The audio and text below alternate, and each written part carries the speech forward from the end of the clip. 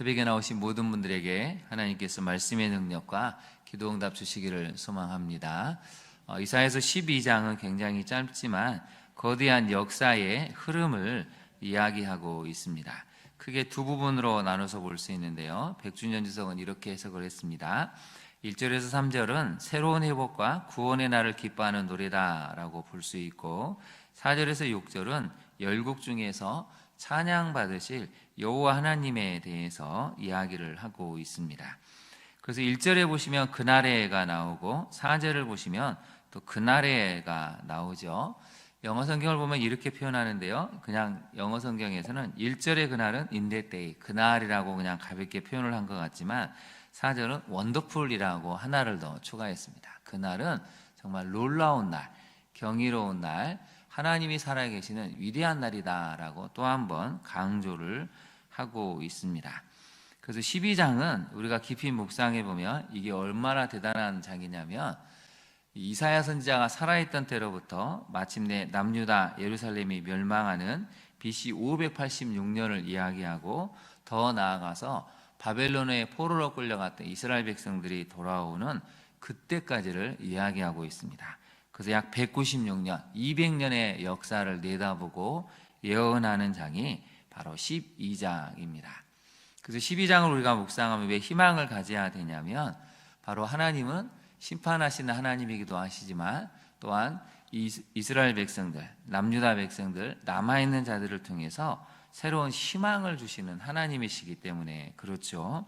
그래서 1절을 한번 보실까요? 1절을 보시면 노하다는 단어가 두 번이 나옵니다. 전에는 내게 노하셨사오나 이제는 주의 진노가 돌아섰다.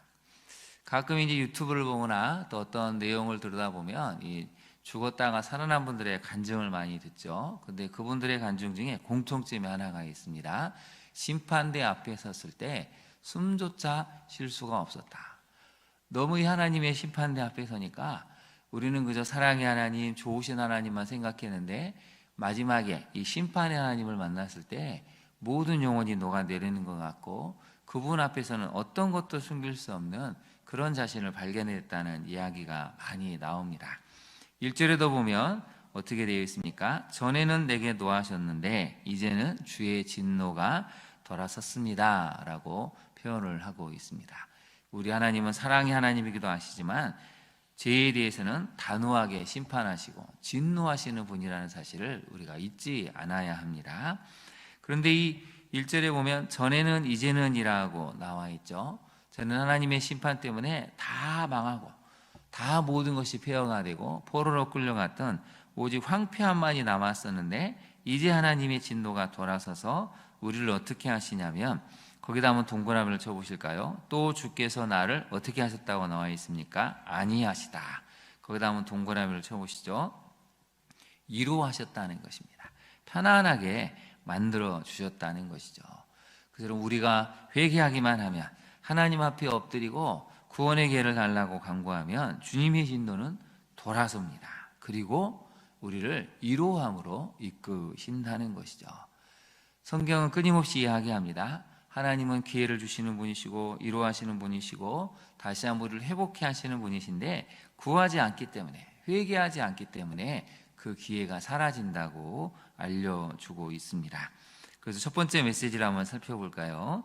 교회와 성도는 하나님께서 역사에서 행하실 이 구원의 날을 바라보고 희망을 가져야 합니다.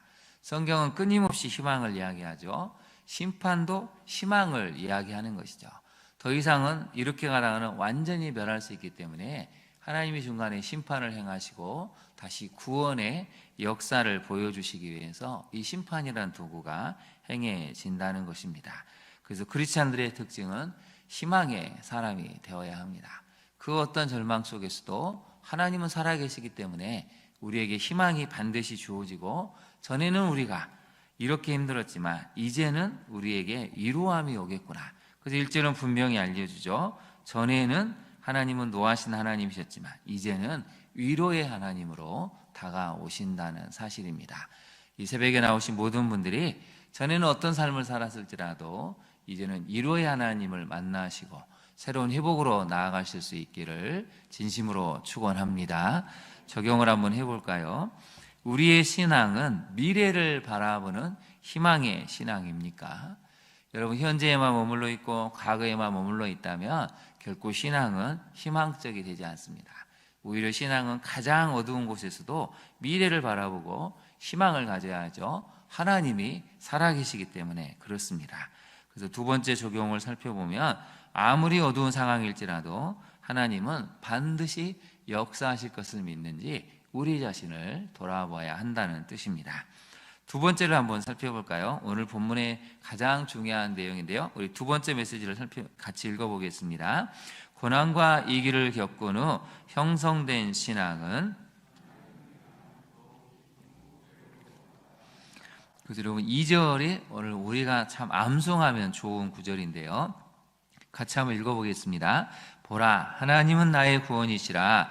내가 신뢰하고 두려움이 없으리니 주 여호와는 나의 힘이시며 나의 노래이시며 나의 구원이심이라. 아멘.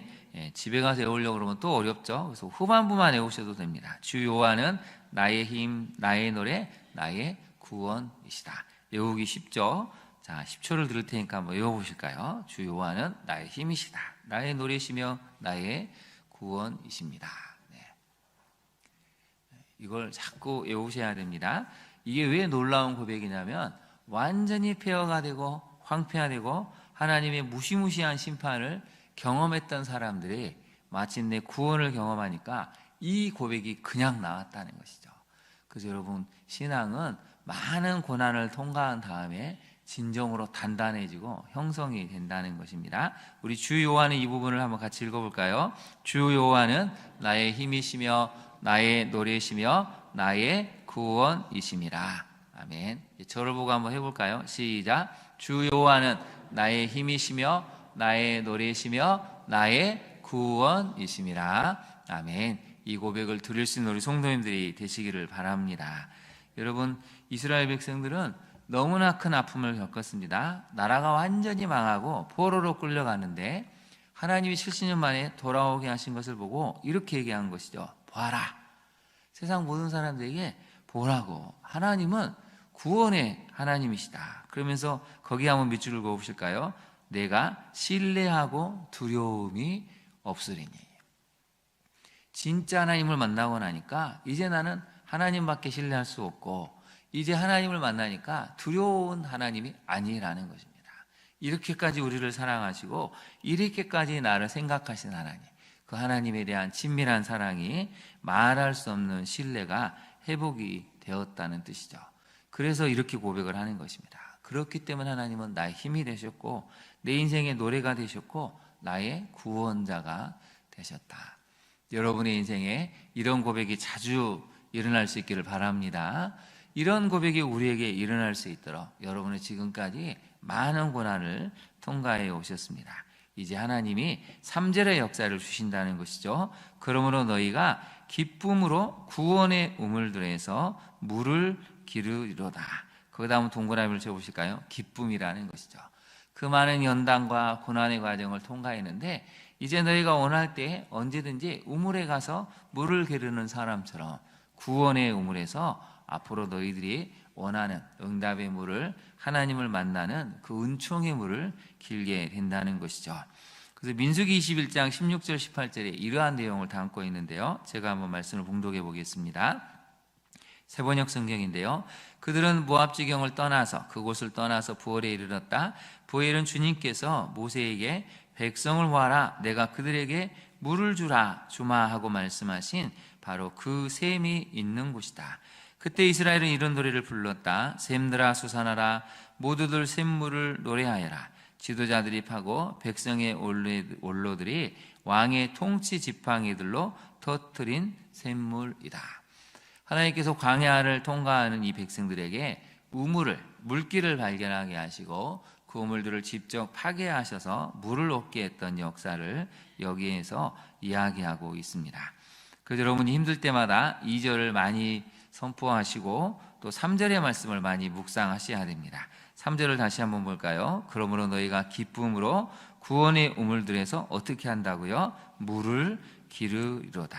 이게 하나님이 우리에게 주시고자 하는 응답이라는 것입니다. 마르지 않는 셈이 있다는 것이죠. 영원한 생수 대신 예수 그리스도가 우리에게 있기 때문에 그분에게 나가면 우리 인생의 목마름이 해결될 수 있는 그 은혜의 물을, 평안의 물을, 구원의 물을 매일매일 경험할 수 있다는 것입니다.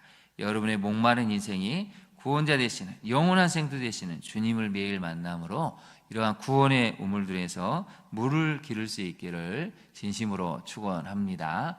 적용을 한번 해볼까요? 적용을 해보시면 하나님을 향한 사랑이 세월이 흐를수록 더욱 깊어지고 있습니까?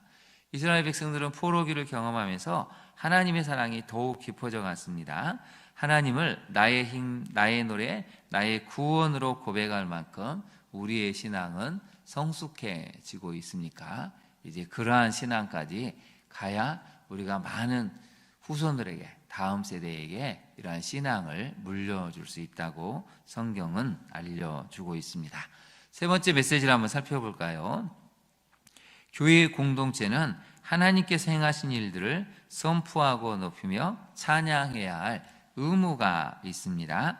그럼 4절부터 한번 볼까요? 그날에라고 나오는데 오늘 동사들이 여러 번 나옵니다. 그날에 어떻게 해야 되냐면 여호와께 감사하라, 그의 이름을 불러라, 그의 행하심을 만국 중에 선포하며 그의 이름이 높다 하라고 나와 있죠. 5절도 보시면 여호와를 찬송할 것은 극히 아름다운 일을 하셨음이니, 그 다음 밑줄 보실까요? 극히 아름다운 일. 이 얘기는 상상할 수 없었던 일이 일어났다는 것입니다. 이게 정말 현실일까 싶을 정도로 엄청난 일들을 성경은 아름다운 일이라고 표현했는데요. 이 일을 온 땅에 알게 할지어다. 6절을 보시면 시온의 주민아 소리 높여 부르라고 나와 있습니다. 근데 여러분 잘 보시면 동사가 여러 개가 나오죠. 감사해라, 그의 이름을 불러라, 그리고 만국 중에 선포해라, 그의 이름이 높다고 하라, 그리고 여호와를 찬송해야 되는데 극히 아름다운 일을 하셨기 때문에 온 세상이 알도록 해라, 소리 높여 부르라고 나와 있습니다. 근데 딱 두 번은 뭐라고 표현하냐면 다시 한번 볼까요? 4절에 보시면 만국 중에 선포해라, 그의 이름이 높다고 하라고 나와 있습니다. 4절만 보면 두 번 뭐라고 나와 있습니까? 알게 해야 한다는 것이죠. 우리 공동체만이 아니고 온 세상에 나가서 하나님이 어떤 일을 했는지 선포해라는 것입니다. 그의 이름이 이렇게 높고 위대하시다라고 선언해야 한다는 것이죠. 5절 마지막을 볼까요? 이 일을 온 땅에 어떻게 하라고 나와 있습니까? 알게 할지어다. 복음을 전하라는 것입니다.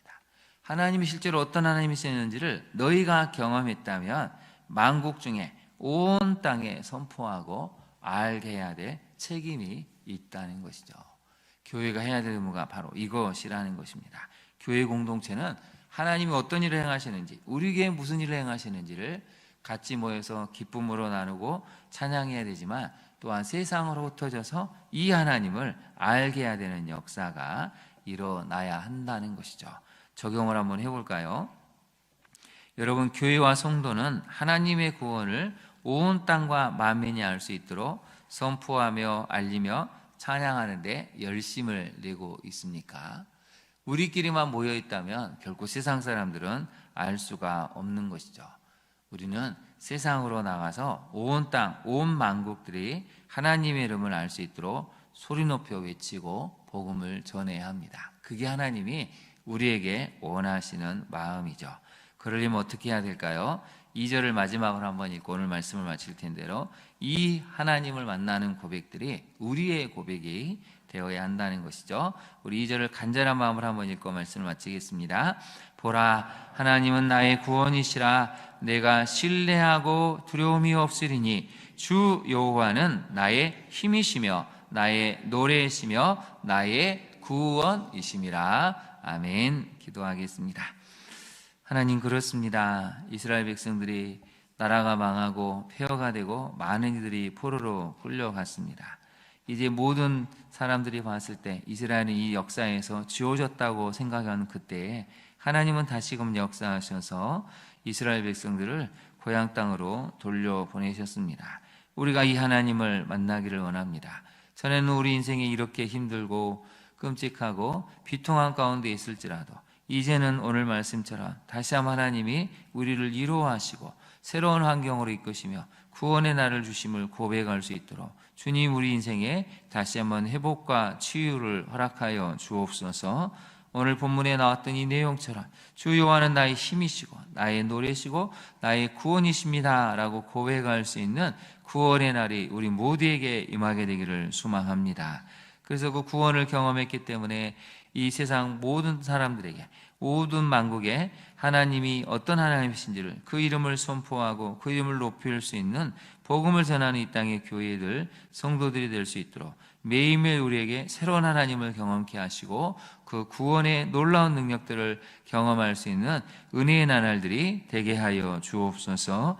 우리 인생의 목마름들이 있습니다. 그러나 구원의 우물들에서 매일매일 그 하나님이 주시는 생명의 물을, 생수의 물을 우리가 기르면서 다시 한번 우리 인생의 목마름을 해결해 주시는 하나님을 경험해가는 이 하루가 될 수 있도록 우리의 남은 인생에 큰 은총을 허락하여 주옵소서.